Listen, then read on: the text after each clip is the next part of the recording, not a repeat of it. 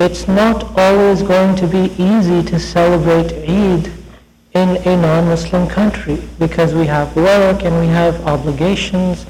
We have to make an effort to do that. It requires an effort to take time off, to make arrangements, to host parties, to go and seek out a goat and to slaughter it and to skin it and to process it. All of that requires effort, requires planning, requires money, requires sacrifices. But this is the Eid of sacrifice. And we have to make an effort to do that. We can't just give up. We cannot just, come and pray the Eid Salah and then go to work, just like it's any other day. We've sent our money overseas for the slaughter to take place, and we come and pray the early Eid Salah, and then we go to work and our children go to school. Where is the celebration? Where is the festivity? The Prophet ﷺ said that these are the days of eating and drinking and remembering Allah subhanahu wa ta'ala. These are the days of Eid, these 4 days. Eid-ul-Adha is the big Eid. It's not just a cultural thing that we say in Pakistan and India, it's the big Eid. It is the bigger Eid, bigger of the 2 Eids. We find this in the literature of our ulama from early on. There are reasons for that. I don't want to go into that right now. But this is the bigger Eid. But the way that we treat it is, this is the smaller Eid because we don't celebrate it. And I think that, we really need to make an effort to do that, if for no other reason than for the sake of our children.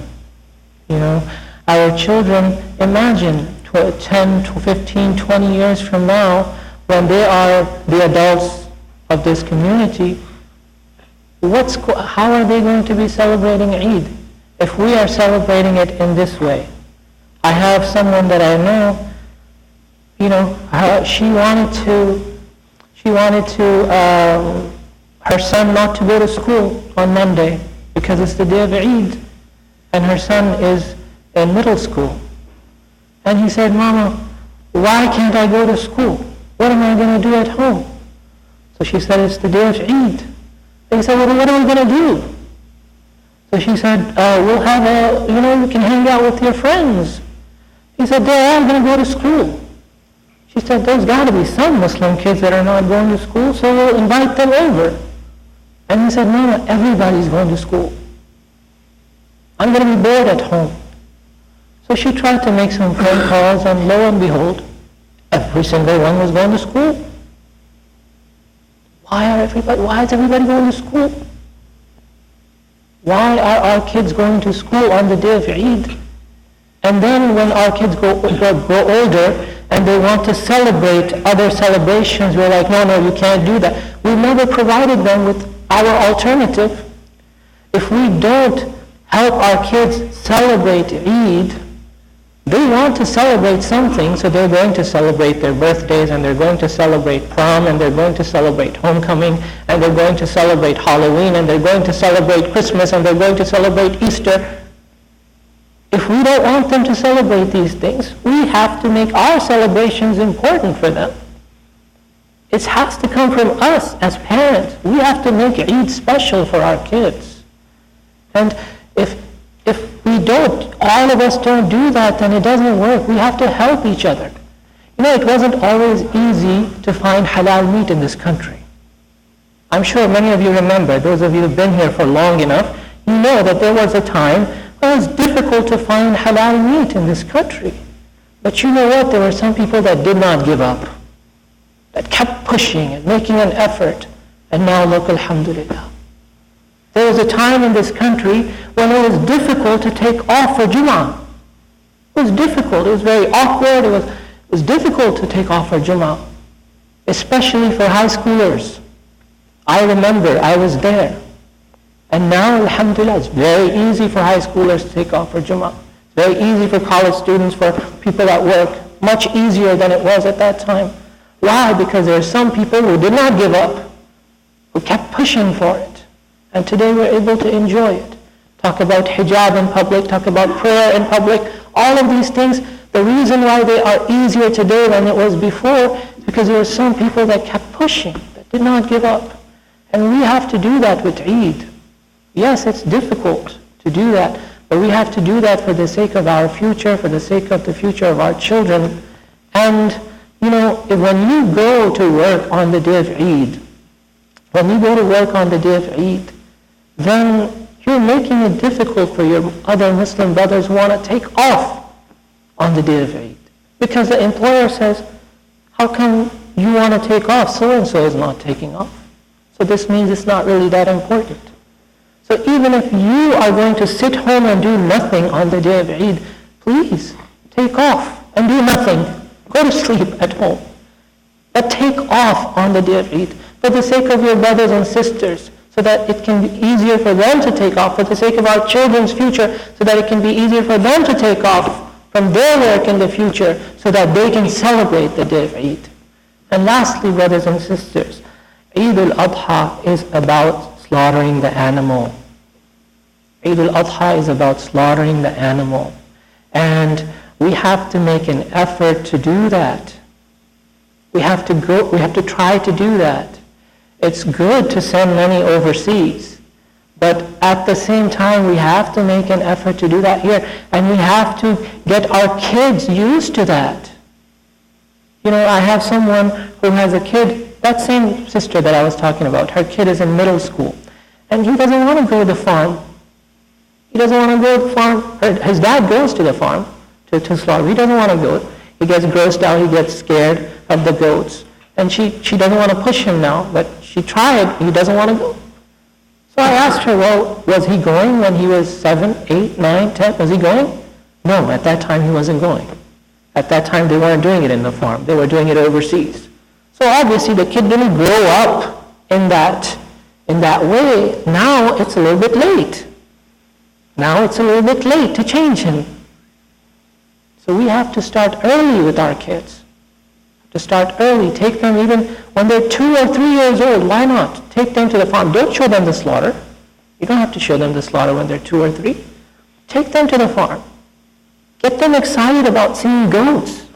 And doing that every year. As they grow older, maybe 8, 9, 10 years, they can start maybe seeing the slaughter.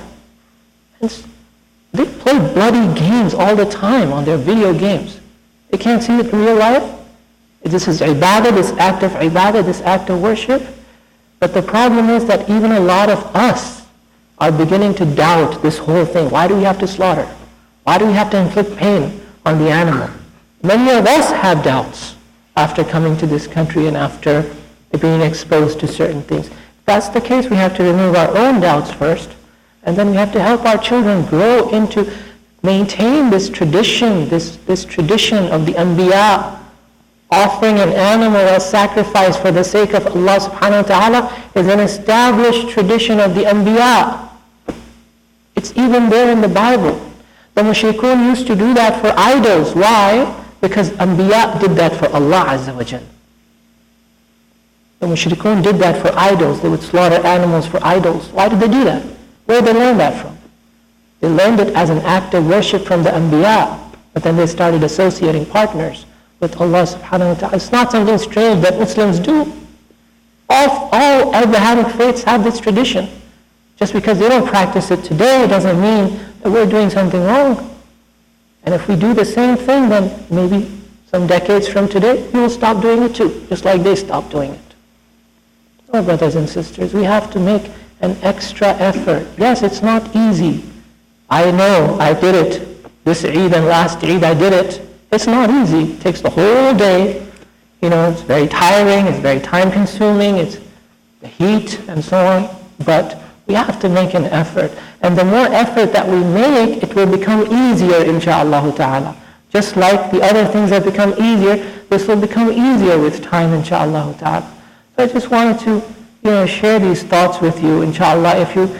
If you didn't get to do that this year, please think about it for next year, insha'Allah ta'ala. And as far as this issue of, it's gross or it inflicts pain on the animal, why do we have to do that? I talked about this on Friday. Alhamdulillah, I think some people who were here on Friday and heard me talk about it, they really benefited. from the way I addressed the issue, because they spoke to me and they thanked me through emails and so on. So alhamdulillah, there is a way to explain this. There is a way. If there are doubts, talk to people, talk among each other, and get those doubts removed. But do not keep this from practicing this beautiful sunnah of Rasulullah sallallahu alaihi wasallam. And one more thing, inshaAllah ta'ala, these 4 days are days of Eid, by the way. 4 days are days of Eid. This Eid-ul-Adha is not just one day. Why are we doing this takbirat now? Why did we do them today? We're going to do them tomorrow. Why? These are the days, all of these days are the days of eating and drinking and remembering Allah subhanahu wa ta'ala. And we should plan ahead. Why is it that we plan our vacations ahead of time? So when somebody I know, they told me I had to go to work on Monday because I thought that Eid-ul-Adha was going to be on Sunday. I was counting it to be on Sunday, but now that it was on Monday, well, I had to go to work, and I had already taken time off for my vacation during the Labor Day weekend. I had taken extra days off, so I couldn't take a day off for Eid-ul-Adha. MashaAllah. You can plan ahead and take days off for your vacation, but you cannot take days off to celebrate Eid-ul-Adha. Why? We know from a year before that Eid-ul-Adha will either be on Sunday or Monday. So what's wrong with taking one day off? Even if it's on Sunday, alhamdulillah, I get to celebrate Eid for 2 days. 2 out of 4. It's supposed to be 4 days. These 2 out of 4. And if it's on Monday, then alhamdulillah, I get to celebrate the first day of Eid at least. So inshallah, let's think about it. Let's try to do better, inshallah ta'ala. Let's encourage each other and help each other and remind each other to do better, inshallah ta'ala. May Allah subhanahu wa ta'ala make it easy for us. I know that Ayman was raising his hand. I don't know if he wanted to share something. Good news for our community. There's a brother who has a slaughtering house and a big farm. He helped like 30 families the last 2 days, 10 minutes away from us, north on 75. Alhamdulillah. Probably I can share the news. Please do. It takes the whole process from selecting to slaughtering to cutting and give it to less than an hour. Alhamdulillah. There you go. Jazakumullah khair.